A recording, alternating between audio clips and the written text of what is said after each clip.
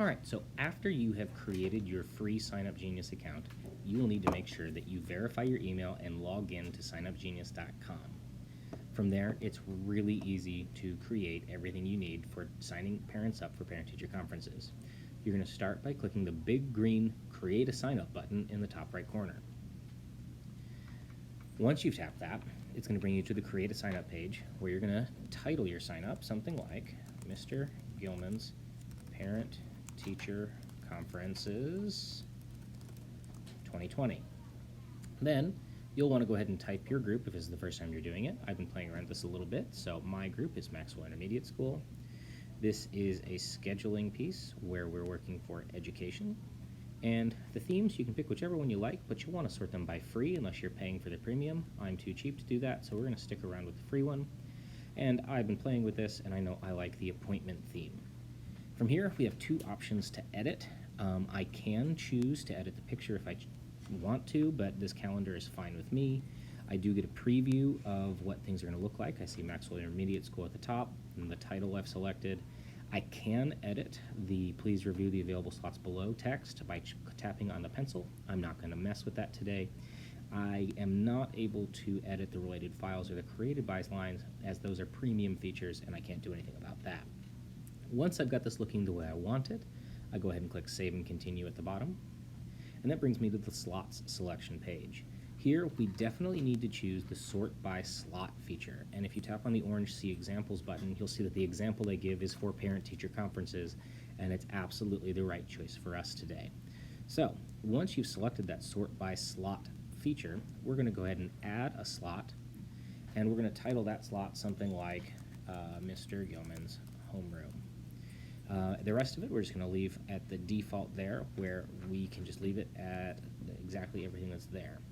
Then we're going to go ahead and tap the big orange Add Dates button, and I'm going to go ahead and choose Add Time Slots. From there, we are going to choose the days of the event, which for Maxwell, we are going to be hosting ours from October 26th through the 29th, but not on that Wednesday because PLCs are fantastic. From there, we can choose our time ranges that are appropriate for our building. So we've got 2:30 p.m. approximately to 5:30 p.m. Or so. If your building is a little bit different, you'll want to adjust those times accordingly. And you will want to have your time slot set to approximately every 15 minutes. Under location, you're going to want to let parents know that these are going to be virtual meetings. And letting them know here also that a link will be sent in the near future, so that way they will be able to get that. A good way to word that will be a link will be sent to you.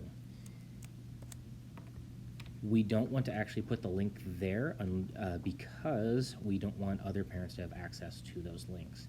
And we're going to go ahead and leave it as all available slots. We're going to click Add 36 time slots for my instance here. And right now it looks like it's a big ol' hot mess with all of these dates here. I promise you it'll look a lot nicer when we're finished. You may not see all of them all at once. If your show selection is on set at 10 or 25 rather than mine at 50, you can edit that later on. From there, we're going to go ahead and click Save and Continue. And then we do need to make some changes on the Settings tab. So, for here we see the name is required and email is required. Comment is optional. I do agree with that. I'm going to go ahead and tap the More button because I definitely want a phone number that I can call the parents just in case they do not hop into the link when they need to for our parent-teacher conferences. And I'm also going to add a custom question for their student's name. That way I don't have to worry about matching up last names, which can be a bit of a challenge sometimes. So I had already created one, so it was waiting there for me. You may have to type in that question on your own, making sure that you're choosing required where you need it. Then another important one that I missed out on the first time is clicking that little gray gear. It was hard to find on the iPad without requesting the desktop site, so if you're functioning on an iOS device, you're going to want to make sure that you're requesting a desktop site. But if you're on a MacBook or a Chromebook, it shouldn't be an issue. By checking on that little gray gear, you're going to want to choose the checkbox that says Hide Names and Comments from Participant View. That way only you get to see them. Then, underneath preferences, underneath general settings, we're going to uncheck the allow people to swap slots with each other. That'll just complicate things. But we're going to leave all of the other tabs alone, as there's nothing in the free version that we will need to be editing.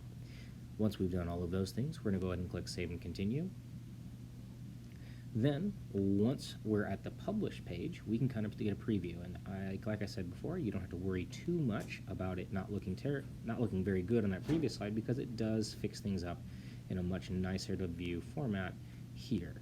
So we can see exactly how things are going to be looking, as the location for all of these will be virtual, and the link will be sent to the parents at the top there, which is a little bit of an addition from what we saw before.